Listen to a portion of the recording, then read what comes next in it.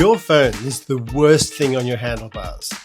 Mine overheated and shut down, somewhere between Chiang Mai and common sense. Turns out a dumb screen was the smartest thing I added all year.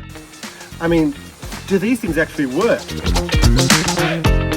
Once upon a time, we had paper maps. Some folks still swear by them, like vinyl or carburetors.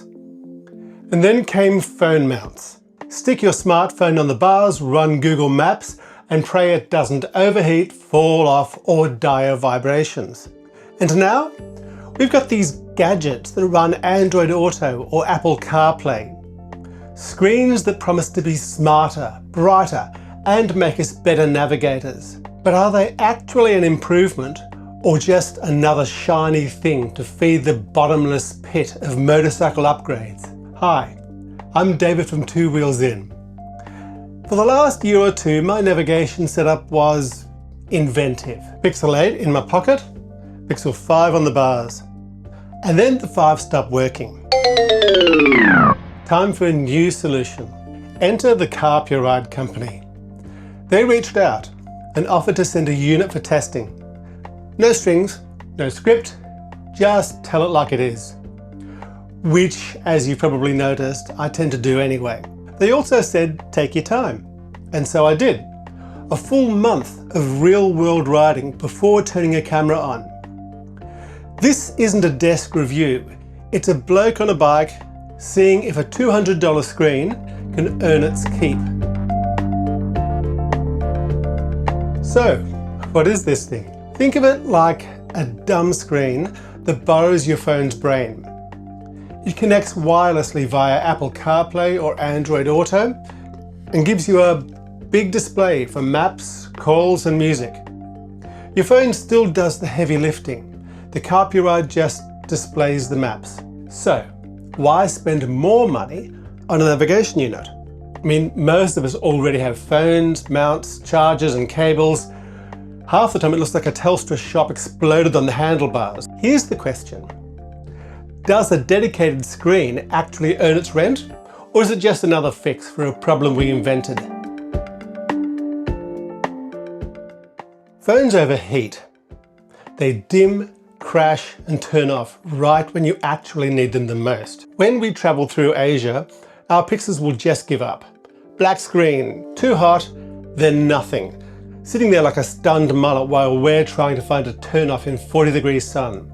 Phones are built for cafes and air conditioning, not for being bolted to a set of handlebars in the tropics. This thing, on the other hand, the Carpuride, it just shrugs it off. More insultingly, when it's hot, phones dim down to protect themselves. And these screens, they don't.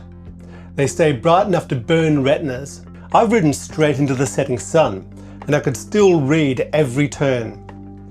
Now, I don't know about you, but I'm not made of money. Riding bikes already eats my wallet for breakfast. Fuel, tyres, gear, insurance, and now gadgets want their slice too. Look, phones are expensive and fragile.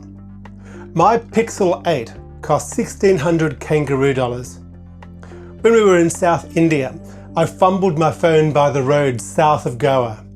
It landed, camera first, on a foot peg. Because, of course it did. I lost the zoom on my camera for the rest of the trip. And that's why modularity matters. Keep your phones for photos, messages, and the occasional 1 AM text you'll regret in the morning. Let a cheap screen take the hits. And theft. I mean, if someone steals this thing, you're out maybe $200. If they steal your phone, that's your photos, your banking, your life. Let's talk rain.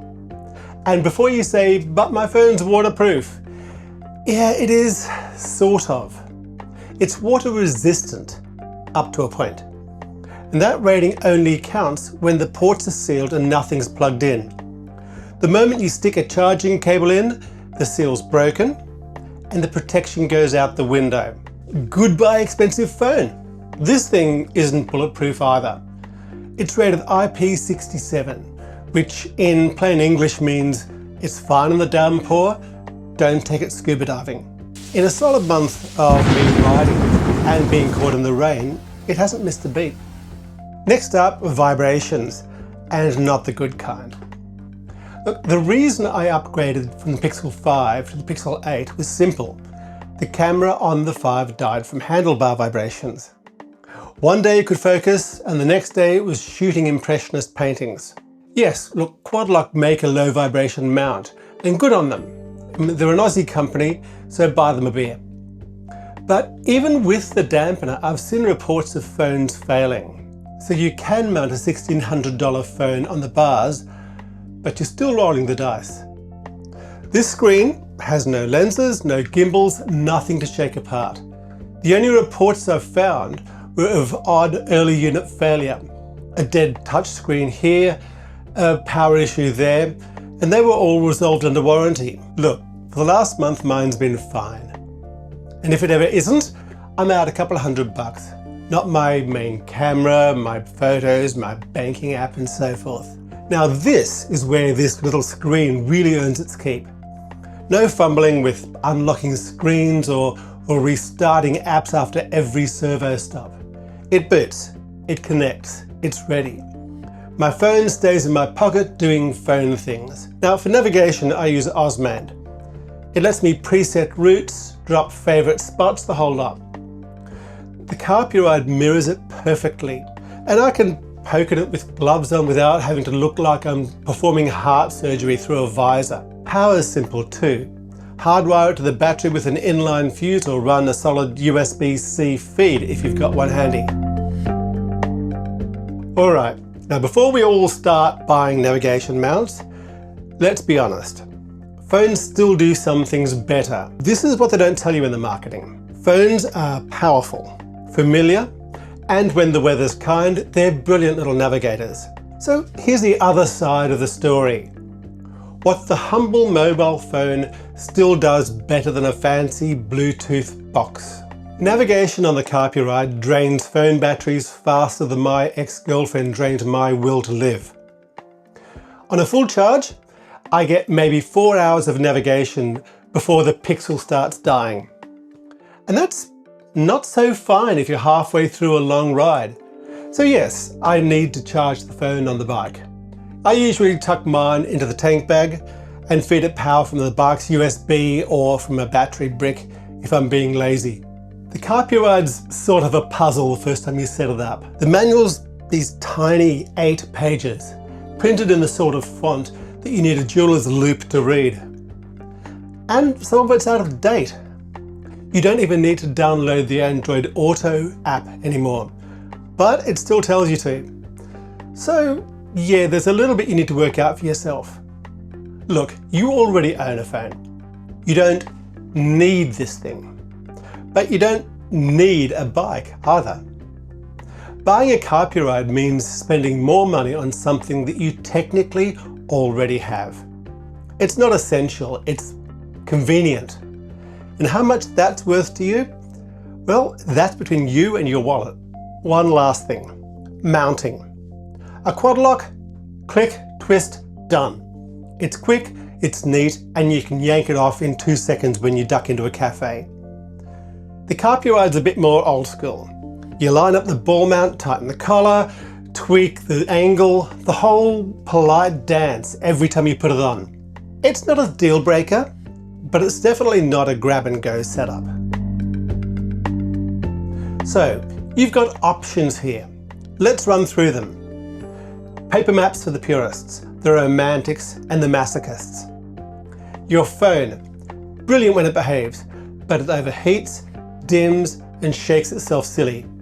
Expensive, fragile, not always waterproof, and it loves to clutter up the cockpit. It works until it doesn't. And then there's this device, the Carpuride and its mates. Bright, big, tough, glove-friendly, but they chew power, and you still have to buy the thing when you already own a phone. And finally, the big guns. Dedicated GPS units. Bulletproof, sure, but stupidly expensive.